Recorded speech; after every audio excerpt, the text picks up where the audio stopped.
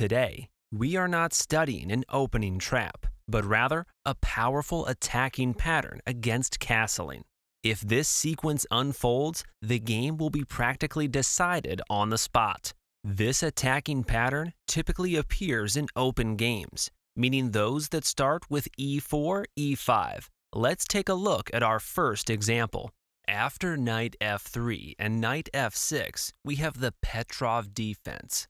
White captures the pawn on e5, and instead of continuing with the main line of d6 to later regain the pawn on e4, Black chooses to develop the knight to c6, the Stafford Gambit, a gambit that was quite popular some time ago. The knights are exchanged on c6, and the recapture is made with the d-pawn. How to neutralize this gambit with the white pieces is a topic we will cover in another video. For now, let's focus on the key concept we want to learn. The e4 pawn is under attack, so it is defended with knight to c3, while the bishop is developed to c5. Now, in this position, according to the Lee Chess database, players with the white pieces have made a mistake nearly 1 million times by playing the natural move bishop c4. And why is this natural move a mistake? Well, because this allows Black to play knight g4, targeting the f2 square. What can White do in response to this threat? The most natural choice is to castle, but the problem in chess is that mistakes never come alone. In fact, this castling move is an even bigger mistake than the previous one, as the position is now completely lost after queen to h4. Whenever a player sets up this attacking formation, with the queen, knight, and bishop all aiming at the castling position, the game is practically over.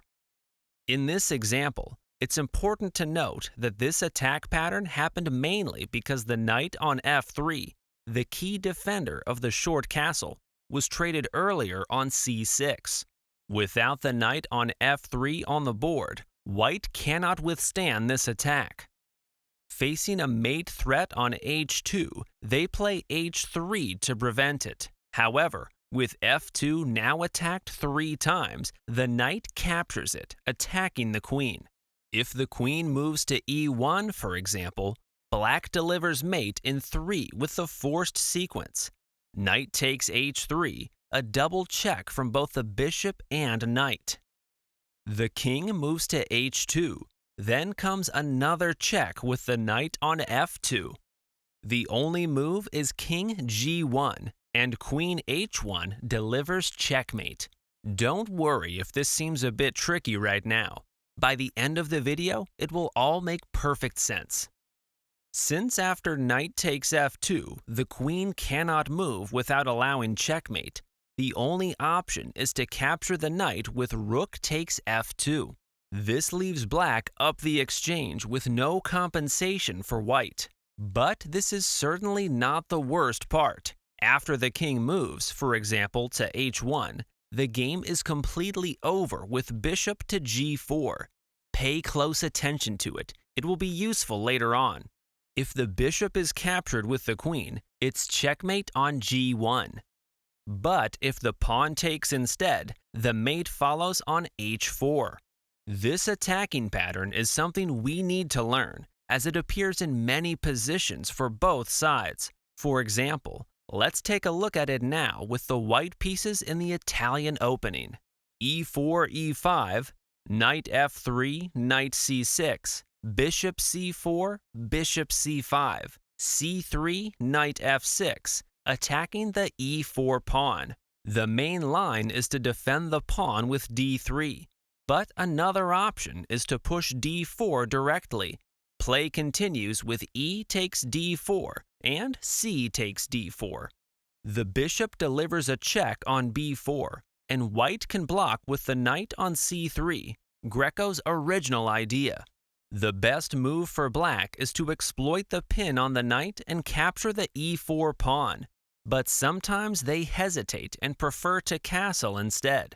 But this turns out to be a serious mistake, as the pawn advances and drives away the knight, the main defender of the castling position. The knight moves to e4 and white castles, a good move that unpins the knight from c3. The knight is captured, the recapture follows, and then the bishop takes, attacking the rook.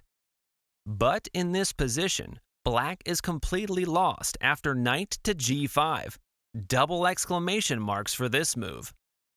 If black plays h6, the response is knight takes f7, a good move, as after the exchanges, rook takes f7, bishop takes f7, and king takes f7. Now the bishop on c3 is undefended, and as we know, loose pieces create tactical motifs.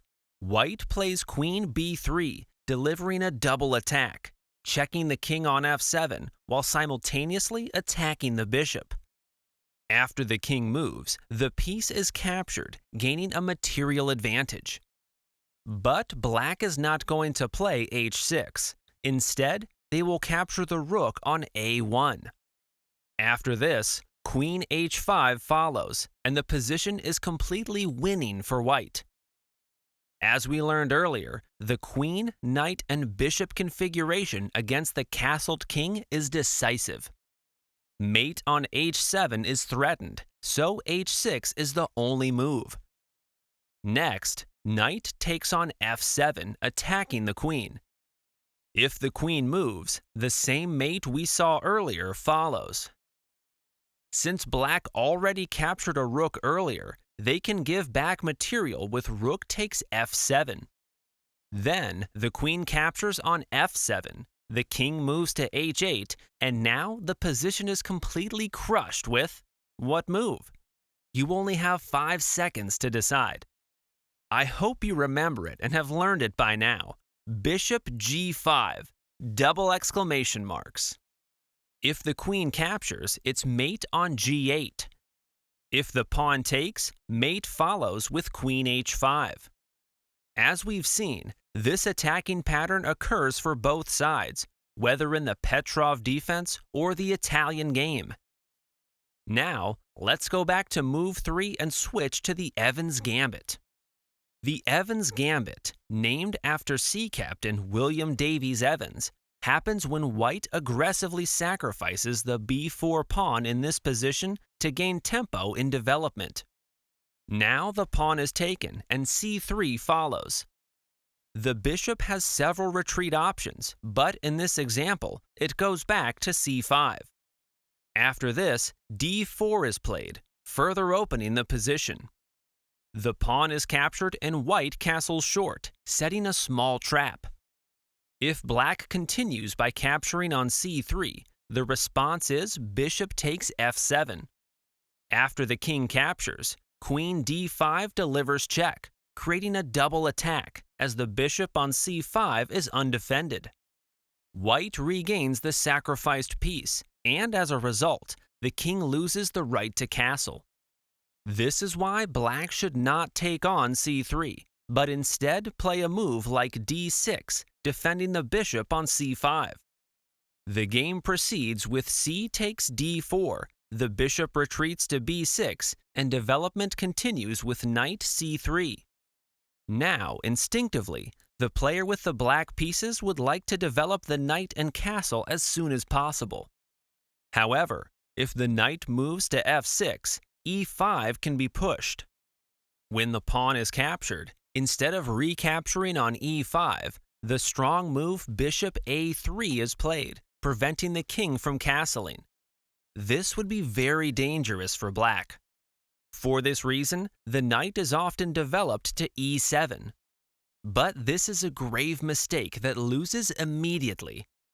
And why does this lose? As we saw earlier, white attacks f7 with knight g5. The opponent will likely try to defend by castling, but then queen h5 is played. Once again, the game is over, as the combination of queen, knight, and bishop against the castled king is decisive.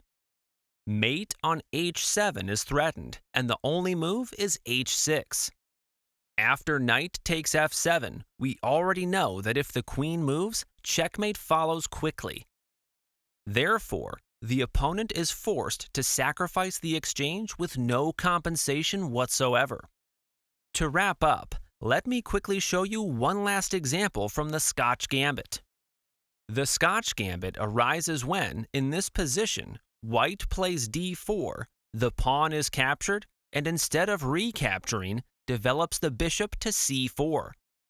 Now, one of black's possible moves is to give check with the bishop on b4. White blocks the check with c3, and once the capture is made, the king castles short. Now, for black, the best approach is to continue development and castle. If they fall into the temptation of capturing pawns with c takes b2, the bishop recaptures, gaining a significant advantage in development. The g7 square is threatened, and to defend it, the knight is developed to f6. White continues with knight to g5, attacking the f7 square.